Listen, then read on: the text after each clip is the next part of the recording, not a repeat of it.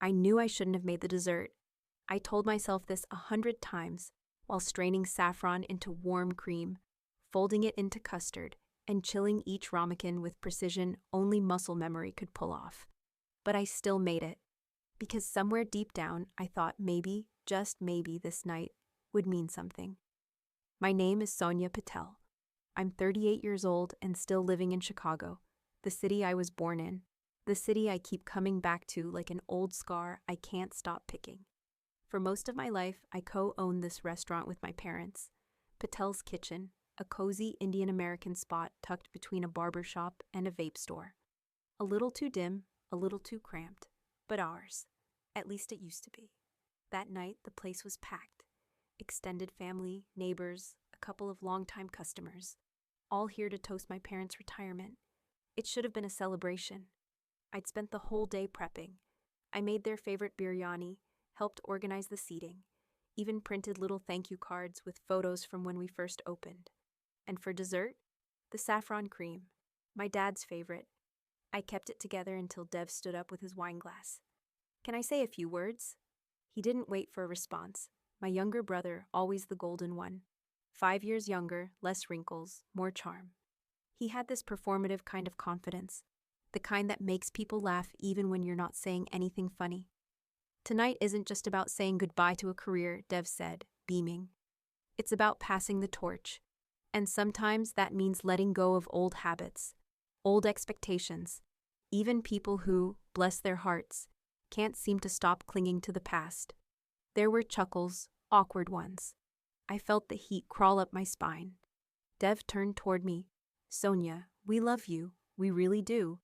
But the family talked, and we think it's time you let us live our lives without your constant interference." I stared at him. My hands clenched under the table. My father raised his glass in silence. My mother stared into her napkin like she could disappear into it. No one said a word. No one stopped him. I stood up, smoothed the front of my dress, and walked toward the kitchen. The room was so quiet you could hear the buzz of the old freezer in the back. I didn't say a thing. No tears, no dramatic exits. Just quiet footsteps and the distant chime of the back door closing behind me. I left the ramekins untouched in the walk-in. I walked 2 blocks in heels I couldn't feel anymore. Booked the cheapest room I could find at a hostel near Clark Street. Checked in under my middle name. Slipped between cold sheets that smelled like Pine Sol and other people's regrets. And just like that, I disappeared into the city night. The room smelled like cheap detergent and boiled ramen. I was the last one up. A girl on the bunk above me snored with earplugs in. Someone across the room stirred, then rolled over again, cocooned in a heavy fleece blanket. My phone buzzed under the pillow. 10 unread messages. 6 from Dev, 3 from Ma, 1 from an unknown number. I didn't open any of them. Instead, I lay there staring at the cracked ceiling. My neck ached from how I'd slept. My back felt like stone. I should have cried. Any normal person would have, but I didn't. I felt clean. Like something had been scraped raw overnight. Around 8, I slipped out of bed, pulled on a hoodie, and crept into the hostel's tiny communal kitchen with my laptop under one arm. The guy at the counter offered me burnt coffee. I took it. I opened my inbox, scrolled past a dozen unread catering invoices, and found the folder I hadn't touched in months. Family Ops. It started as a joke. 5 years ago, when I sold my bakery, my dream, I told Dev I'd be the covert ops for Patel's Kitchen. Just for a while, I'd said, until things stabilize. At the time, we were drowning. Back taxes, unpaid suppliers, lease renewal pressure. They were going to lose everything. I had an offer from a boutique chain to buy me out. I took it. I walked away from everything I'd built. The pistachio bundt cakes, the food blog followers, the lines down the block on weekends. Because I thought I was doing the noble thing. Since then, I'd paid for the restaurant's rent, electricity, payroll service, pest control, licensing fees. Every single month. I pulled up my spreadsheet. John 2021, 2,540. Feb 2021, 2505. March 2021, 2500. April 2021, 2520. It went on like that, page after page, year after year. Quiet, consistent payments. No thanks, no acknowledgement. Just withdrawals from my account like the tide pulling away my life. I scrolled to the bottom of the ledger. August 2025, $2,500, autopay scheduled. It wasn't a loan, it was a system. One that fed everyone but me. I sat back and sipped the bitter coffee. My inbox pinged again. Ma, again. I didn't open it. I just closed the laptop, leaned forward, and rested my chin on my fist. I'd been subsidizing their life at $2,500 a month for 60 months. That was $150,000. The number hit me like a slap. In exchange, I got passive-aggressive notes from Ma about how the restaurant used to feel like a home. Backhanded compliments from Dev about how noble I was for still being single. And last night, I got exiled. Branded as a burden, a ghost in my own story. I wasn't their daughter anymore, I was their safety net. And for the first time in 5 years, I wondered what would happen if the net disappeared. By late afternoon, I knew I couldn't stay at the hostel another night. The air was thick with boiled cabbage and someone's leftover regret. My shoulders ached from hunching over my laptop, and the communal shower ran out of hot water by 6:30 every morning. I called Nikhil. He picked up on the second ring. "Where are you?" was all he said. Half an hour later, I was sitting in the kitchen of his Rogers Park apartment, wrapped in one of Asha's oversized cardigans. She handed me a mug of chai with clove and cardamom, and a plate of reheated aloo gobi and rice. The food wasn't fancy, but it tasted like care, like warmth. They didn't push me to talk, not right away.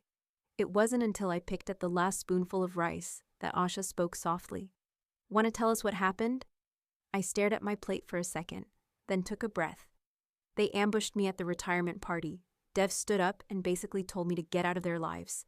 Said I was clinging to the past. Said they wanted to move on without me interfering. Nikhil's eyebrows shot up. He said that in front of everyone? I nodded. "What did your parents do?" I let out a hollow laugh. Dad raised his glass like it was a normal toast. Mom stared into her napkin. Asha shook her head slowly. God, I didn't know what else to say, so I told them the rest. About selling the bakery, about the spreadsheet, about the monthly $2,500, about how the number wasn't what hurt. It was the fact that they never once asked if I was okay. They just took. When I finally looked up, Nikhil had gone quiet. Not angry, just disappointed. Familiar. He rubbed the side of his face and said, "You know, my Uncle Raj did this exact same thing. Supported his siblings for years. Covered everyone's bills, bought diapers for their kids, kept his mouth shut. The minute he started asking questions, they called him controlling. Said he was obsessed with managing everything." "What did he do?" I asked. Nikhil shrugged. Cut them off cold. No more payments, no more birthday gifts, no more spreadsheets. At first, the whole family thought he was cruel. But you know what? 2 years later, they figured out how to survive without him. They hated him for it, though, I said quietly. "Yeah," he replied, "but they also grew up." Asha leaned forward, her hand resting lightly on the edge of the table. "You've been carrying their burden for so long, they think it's their own weight. They don't even realize it's yours." I blinked. That line sank deep. No one had ever said it like that before. I wrapped both hands around my mug. It was still warm, still mine. I didn't say anything else, but something inside me shifted, just a little, like the first time you step into a room and realize you're not obligated to stay, not anymore. The first click was the electricity. I opened the ComEd account on my laptop, hovered for a moment over the autopay button, then tapped Cancel Enrollment. A dull blue confirmation screen popped up. I stared at it for a second, then moved on. Water and sewer? Gone. Gas? Cancelled. Payroll service? Logged in, deactivated. Pest control subscription? Deleted. I didn't even bother checking the final invoice. There were 6 total accounts. 6 services I had opened, funded, and managed for the restaurant, like it was a silent partner I never signed up to be.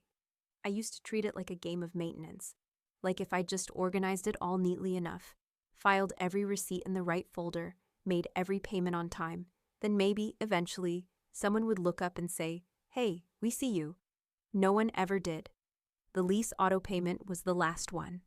I paused, just for a second, not out of guilt, but because that one had always felt the most permanent. like it connected me physically to that place, to the walls that still smelled like turmeric and sweat and cardamom, to the life I used to have. Then I hit cancel. Just like that, the rope I'd been holding onto unraveled.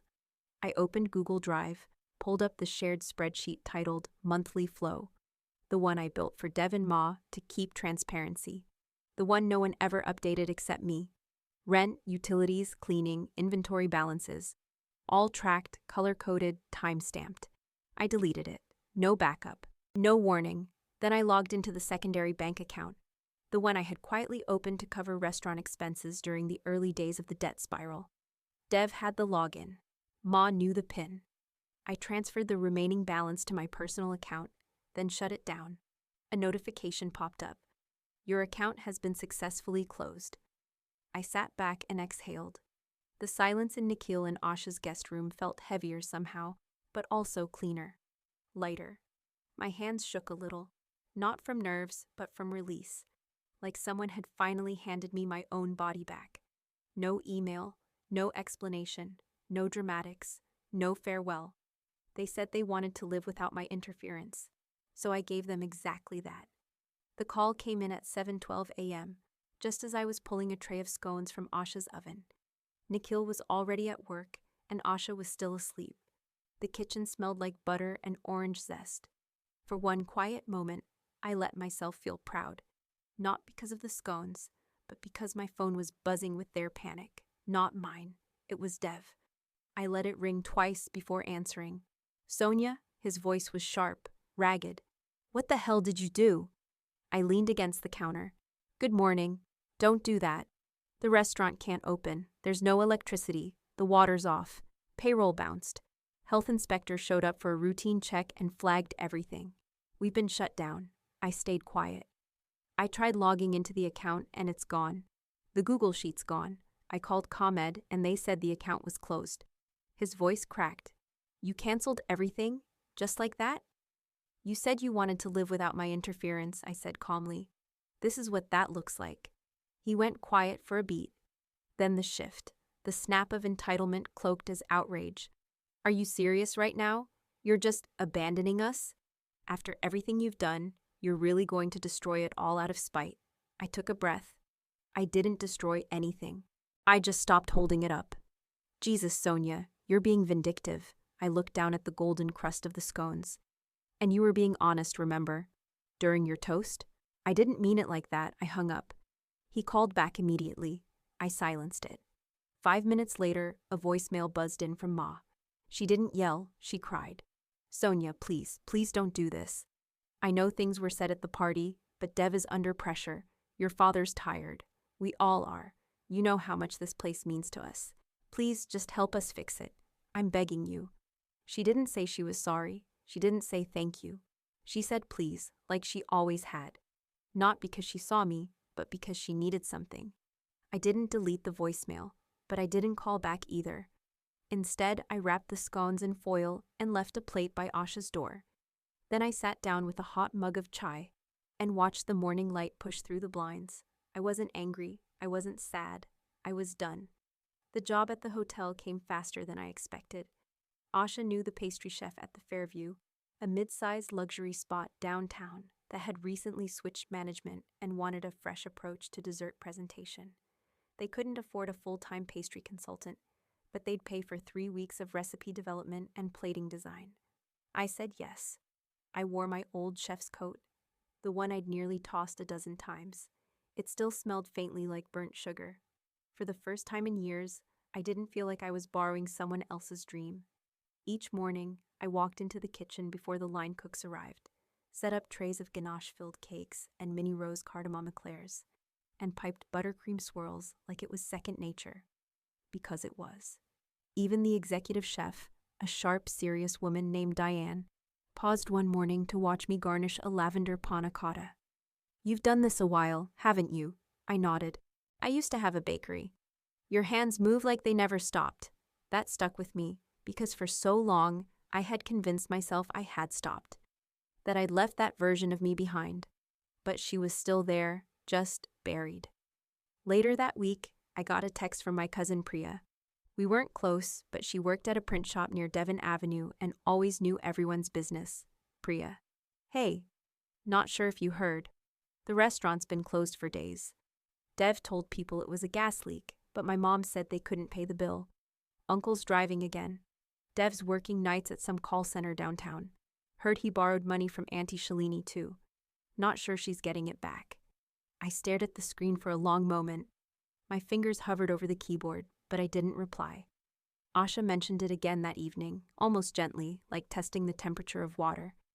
Dev came by my cousin's pharmacy last week, she said. Asked for a discount on allergy meds. Said business is in a rough patch. I just nodded. A few days later, I had to pick up a package from my old P.O. box on Western, the bakery's old block.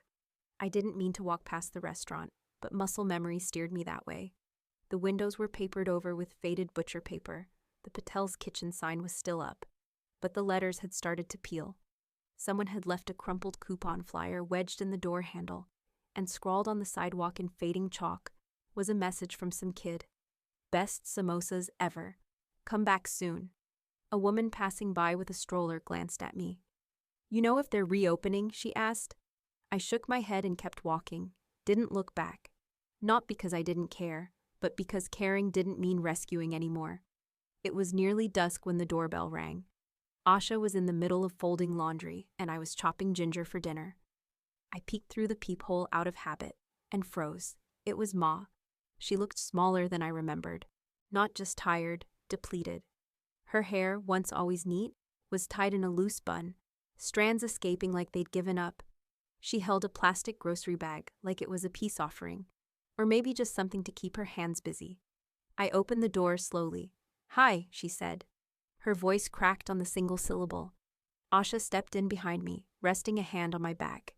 I'll give you both some space, she murmured, then disappeared down the hallway. Ma stepped inside, eyes darting around the living room like she was afraid to sit down without permission. I gestured to the dining table, and we both sat, her across from me, like strangers negotiating a truce. We're behind on rent, she said, without build-up. The restaurant space, 2 months now. I stayed quiet. Dev is trying, she continued, her hands wringing the grocery bag between them. He's working nights. The call center doesn't pay much. And your father, her voice trailed off. He doesn't understand how things work anymore. He can't keep up with the online bookings. Half the time he forgets to charge the right fare. Still, I said nothing. I didn't come here to beg, she said, even though she had. I just thought maybe you didn't know how bad things had gotten. I looked her in the eye. I know exactly how bad it is. I used to track every bill, remember? Her eyes dropped to the table. I held up our world, I said, my voice flat but steady. And none of you even looked. Not once. Ma blinked quickly, her fingers gripping the edge of the table like it might steady her. We were tired, she whispered, and used to it. That's not an excuse, but you always made it work. You never complained. So you mistook silence for consent? She flinched at that, then nodded slowly. Maybe we did. There was a long pause, the kind that fills your chest with static. But family means forgiveness, she said at last. Doesn't it? I leaned back in my chair. Forgiveness only comes after ownership. And I haven't heard a single person in our family say they were wrong. Not Dev, not Papa, not you. Tears slid down her cheeks, quiet and unannounced. I'm not angry, I said. Not anymore, but I'm not your safety net either. Not again. She nodded again. Or maybe she just couldn't keep her head up anymore. I stood. Do you want some dinner before you go? She looked surprised. Then she shook her head. No, thank you. I walked her to the door. She didn't hug me, and I didn't watch her leave. It started with a ding on my phone, then another, then 10 more. I opened the neighborhood WhatsApp group out of habit, a thread I had muted months ago but never left. Old neighbors, gossip aunties, uncles with too many opinions. I only stayed in it to know if Mrs. Shaw's dog got out again or if someone spotted a coyote near the trash bins. But that night, it wasn't about coyotes.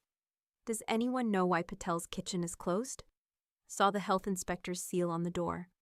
Their business license was revoked, right? Unpaid renewal fees? I scrolled.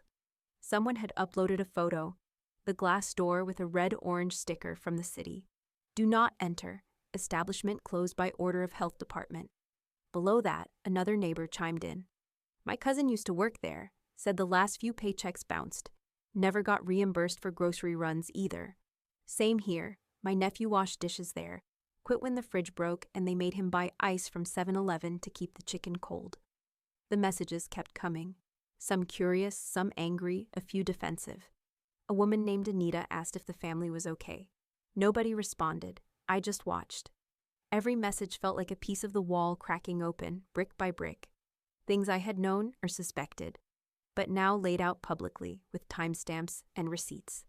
It should have felt vindicating, maybe even satisfying, but it didn't. Not really.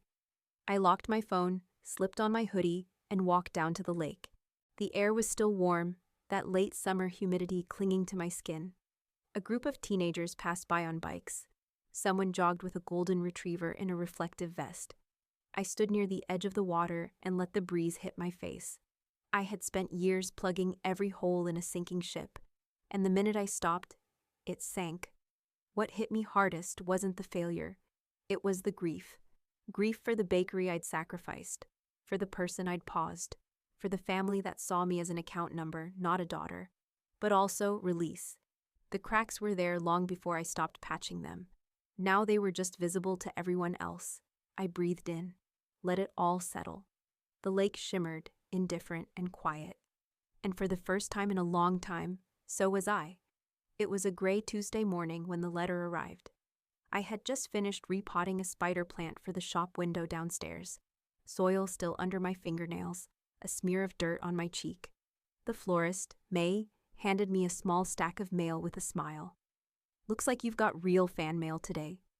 On top sat a cream-colored envelope with my name in handwriting I hadn't seen in years. Slanted, uneven, hurried. Devs. I stared at it for a long moment before taking it upstairs. I didn't open it right away. I washed my hands, made a cup of tea, folded the laundry on the couch. Then finally, I sat at the table by the window, slid my finger under the flap, and read. It wasn't long, just 2 pages. He didn't mention money, or the restaurant, or even Ma and Papa, just said he hadn't handled things well, that the toast was a mistake, and that he now understood, maybe too late, that I had done more than he ever realized. No direct apology, no ownership of how deep the damage went. But there was something in the way he wrote my name, Sonia, that felt like a softening, a tiny crack in the armor. At the end he wrote, I hope you're okay. I really do. I read it again, slower this time. And then I slid the letter into the back of an old recipe binder, the one with butter-stained pages from the bakery, with my handwritten notes in the margins. Add a pinch more salt here. Customers loved this one in winter. I didn't reply. Not out of malice, just finality. There had been a time when I would have clung to that letter like a lifeline, a sign that maybe things could return to normal if I just tried hard enough. But I wasn't trying anymore. I wasn't chasing resolution from people who only showed up when their world broke. I sat back, looking around my small apartment. Light filtered in through the lace curtains. A vase of tulips bloomed by the window, a gift from a student in my decorating class. There was no drama in the quiet, just peace. Some letters don't need answers. Some bridges stay unwalked. And that finally was okay. The piping bag fit in my hand like it always had. Natural, familiar, mine. Like this, the little girl asked, gripping her own bag too tight, buttercream spurting from the top like toothpaste. She was maybe 10, with thick braids and nervous eyes. Her cupcake looked like it had been frosted by a very determined squirrel. I smiled. Almost. Loosen your grip a bit. Let the frosting do the work. She adjusted her hands, mimicking the swirl I had just shown the class on the demo cake. This was the 3rd week of the community baking program I'd started at the rec center near my new apartment. I donated the supplies. The flower shop owner, May, let me use leftover edible petals and dried herbs she couldn't sell. The classes filled up fast. Mostly kids, some teens, a few parents who just needed a quiet hour. They came for the frosting, but what we made here wasn't just dessert. That day, I wore the old apron from my bakery, faded lavender with a small tear on the left hip. I'd patched it, finally. Some things deserved repair, Others didn't. After class, once the kids had all filed out with their pastel boxes of crooked cupcakes, I cleaned the counters and pulled out my phone. Just for a second. The online baking page I'd started quietly had grown to a few thousand followers now. Nothing viral, just enough to feel like a corner of the world where my voice could land gently. I hit record. My face filled the screen, bare-faced, relaxed. I spoke simply, just like I would to a friend over coffee. Your time, your care, your money, all of it is sacred. You don't owe anyone your exhaustion. And if someone mocks your boundaries, it's because they fear living without your sacrifices. I hit post. A minute later, the comments began to pour in. Messages from strangers who said things like, "I needed this today." And I didn't realize how much I was giving away for free. I scrolled for a while, then I stopped, set the phone down. Outside the windows, the afternoon sun hit the top of the flower shop's awning, casting golden light across the baking station. It reminded me of mornings in the bakery, but without the wait. This wasn't nostalgia. This was new. I poured myself a glass of water and sat by the window. I didn't need applause. I wasn't waiting for another letter. I wasn't listening for an apology that would never come. I was just here, living in my skin, owning my joy, fully, finally, blooming.